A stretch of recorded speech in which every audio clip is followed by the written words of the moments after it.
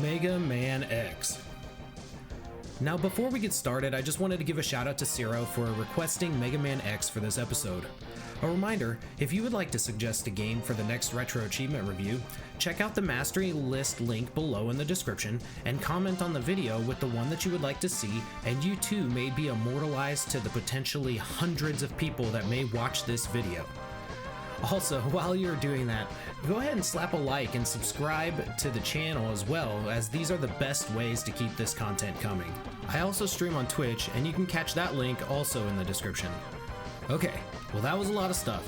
Anyways, on with the video. Mega Man X was the first entry of the Mega Man franchise on the Super Nintendo.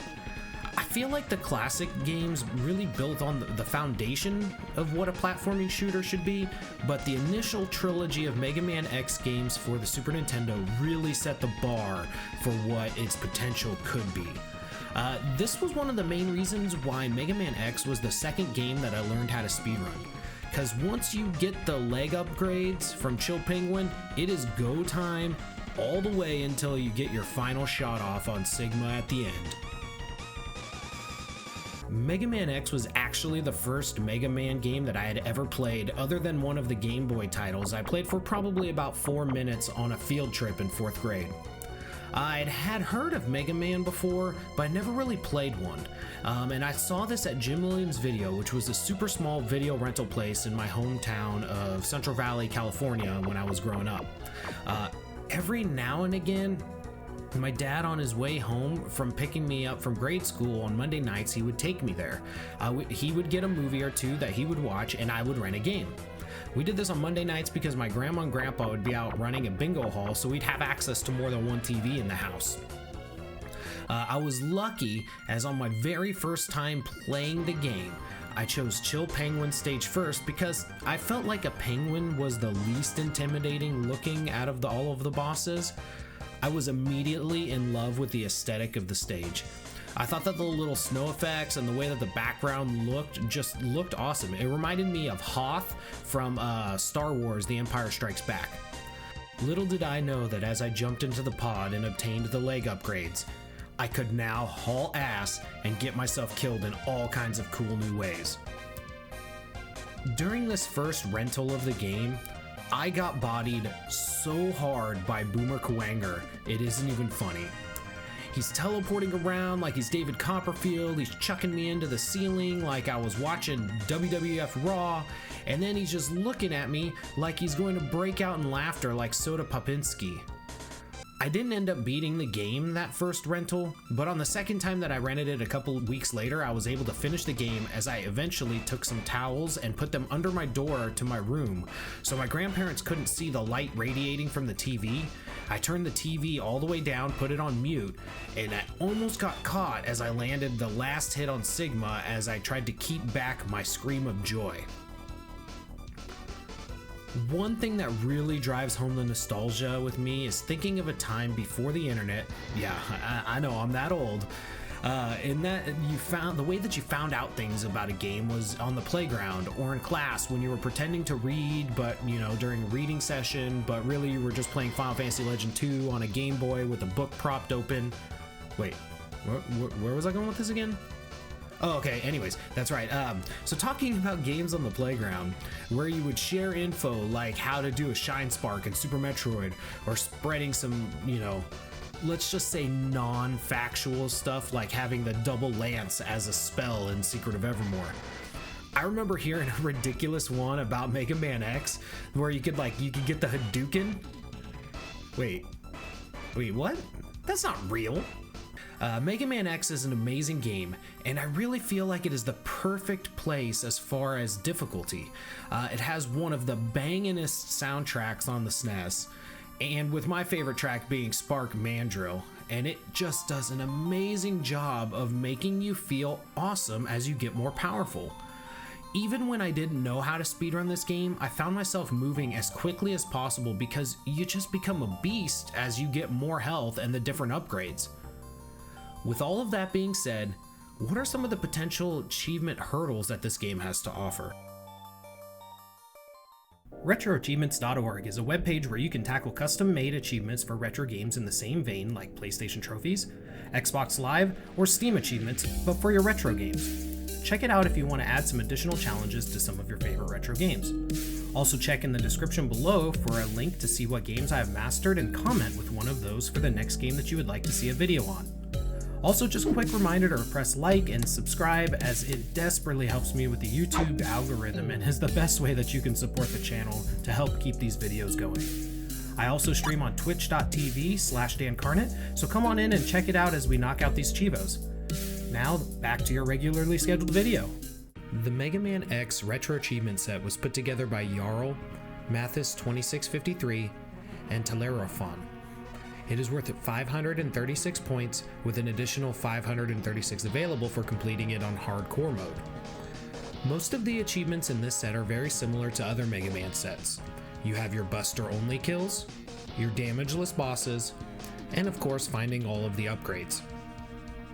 No ifs, ands, or buts, the most difficult achievement in this set for many people will be Zero Mode, which is essentially a low percent run of the game. I highly recommend checking up speedrun.com if you're having any trouble with this particular category or achievement. Other achievements of note are I Need Something Else and Survival Mode. I will not be discussing these achievements, however, as the descriptions in themselves could be over a 30-minute video, and which would require basically explaining the majority of the game, and the YouTube algorithm doesn't really like it when I go over 10 to 15 minutes. I will, however, be focusing on one damageless achievement, and in my opinion, what is the most difficult achievement of the set. So let's get to it. For our damageless achievement, we have Where is Your Ride Armor Now?, which is defeating Vile damageless in Sigma Fortress 1 without using the Hadouken.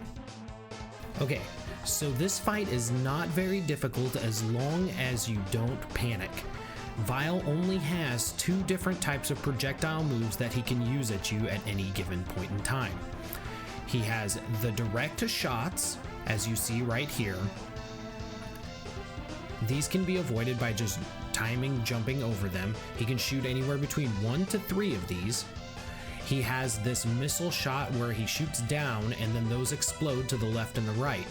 The best way to avoid these is to be dashing towards him after every time he passes. You're basically playing kind of like, I don't know, almost like a tag or a jump over or leapfrog or whatever you want to say. You're trying to go from the left to the right, and you are going to move based on his movements, but you pretty much always start by dashing towards him. If he starts dashing towards you, you jump over him. If he shoots any type of projectiles, you jump over those. If he jumps into the air, you're already dashing towards him and you will be under him when he's firing down in the event that he's shooting his blast down, so you're already on the opposite side that he's going to land so you can avoid the projectiles. All you have to do is keep up these two different strategies with avoiding these projectiles and avoiding for his movement, and then just fire homing missiles as much as you can, or homing torpedoes as they're called, and you will down him in no time, as his iframes from being hit are actually really low as well, so you can get in more hits quickly. Okay, it's time for the toughest achievement on this set. You have 5 Mavericks, 1 Life Bar, 1 Buster. What this involves is going through Sigma Fortress 3, reaching the final boss of the stage, D-Rex, deathless, and without recovering any HP. You cannot switch any of your weapons, so you have to use only the Buster, and the Hadouken is not allowed.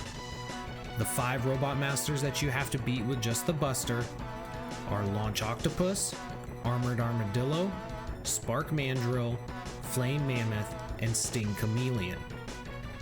A very important note, if you have not gone through and done each of these bosses with just the Buster and gotten those achievements already, you are not ready to attempt this achievement.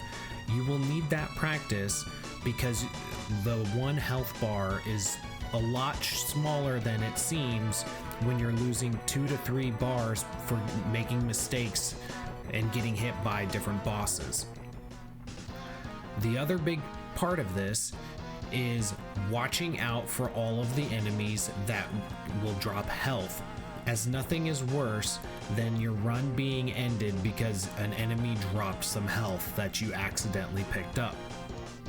So now let's take a little bit deeper dive. I'm not going to go into each of the bosses with just the Buster only, because I assume that if you're attempting this achievement, you have already done those. However, let's go ahead and take a look at the stages and maybe some other tips that I can give you along the way. Okay, starting at the beginning of this stage, it is very simple. You're just going to jump up here. You're going to kill this big turtle here. Watch out for the little missiles that he does and for the blasters coming down at you. And then you're going to start your fight with Armored Armadillo. Now, Armored Armadillo, in my opinion, is the toughest of these robot masters. Mostly just because you have the timing and you can't use charge shots. So dash lemons are going to be your best form of damage against this boss in particular, as a dashed shot does 2 damage as opposed to just 1 damage if you're just standing or walking. The section after Armored Armadillo is one of the trolliest parts of this achievement, as you have these bats and these miner guys that, for whatever reason, love to drop big health pools. So just kind of move as I did there and do your best to avoid getting any health drops. When fighting 𝐂𝐐𝐔𝐈𝐏𝐿, remember to try to do dash lemons whenever possible, as they once again will be your best form of damage in the event that you are unable to get any charged shots off. After you beat 𝐂𝐶𝐶𝐈𝐿, you're just going to drop down into this little section here. You have these 2 miner guys, and you have this thing on a tire. Usually not much of a problem here, just dispatch them quickly. And then you're on to the hard-hitting boss, which is going to be Spark Mandrel. So you want to be extremely safe on this as much as possible. And ideally, you would like to come out of this fight with at least half your health still remaining. The good news is, at least, is that with Spark Mandrel, as long as you keep your distance with him, he's a fairly easy fight to do damageless, and you can get big charges, and you can do a lot of damage with every single shot that you do. So as long as you're careful here, you should be sitting pretty after this fight. As for the portion after Mandrel leading up to launch Octopus, these fish can't really hurt you, so even if they eat you, all you're basically doing through here is just moving right and firing your Buster a bunch. That's it. Now, launch Octopus can definitely be a little bugger.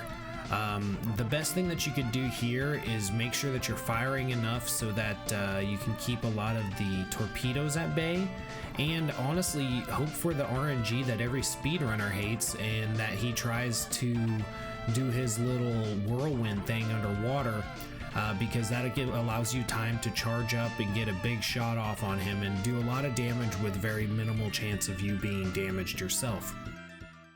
Now, after you've defeated Launch Octopus, you only have one more section left to go, and so you're going to come up here, and there's a couple little chances here that you can take some damage. You want to be semi-quick here because you don't want too many enemies spawning on top of you, and you need to obviously watch out for the lasers here. Sometimes it might just be a good idea to take a hit and just damage boost through the enemies here, and then you can avoid potentially picking up health along the way as well. And now you've made it, and you are to Flame Mammoth. One more fight, you finish this one, you get yourself the achievement. Once again, I tend to find that just keeping as much distance as I can is usually pretty helpful, but you gotta watch out for when he does spit fire. Other than that, GG, you did it. Alrighty, and with that, we are at the Retro Achievement Review ratings for Mega Man X. Overall game rating, we give this 9 Dr. Light's about to teach you how to use the Hadouken out of 10.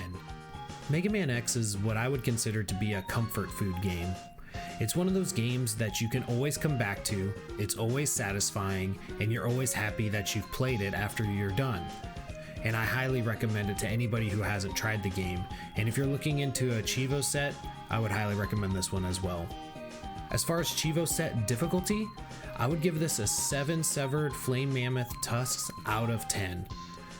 This set can be a little difficult for some of the inexperienced players at this game, especially with the low percent runs and some of the damageless achievements, but the good thing about this is pretty much every achievement other than going through the entire game without dying, you get to, at least if you die, you get to try that portion of the achievement over again, so you're not set too far back whenever you do fail. Now, as far as overall 𝐂𝐍𝐓 set enjoyability, I'm gonna give this one a 7 dancing boomer kwangers over your dead body out of 10. Once again, this achievement set is really well done and it is fun. It has pretty much everything that you would ask for in a platforming shooter type game. You have your damageless achievements for your bosses. You have your buster only achievements, which kind of further test your mastery of the bosses, and then you have some achievements that culminate with all of those put together, adding that increased difficulty. It's definitely one of those sets that I would recommend to someone who's looking for a challenging yet fun set to complete.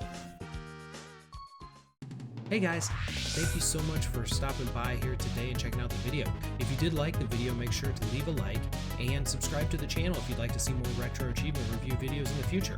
And speaking of in the future, if you leave a comment below with one of the games that I have mastered, maybe you will be a shout out on the next retro achievement review. Thank you so much for watching and have yourselves a great day.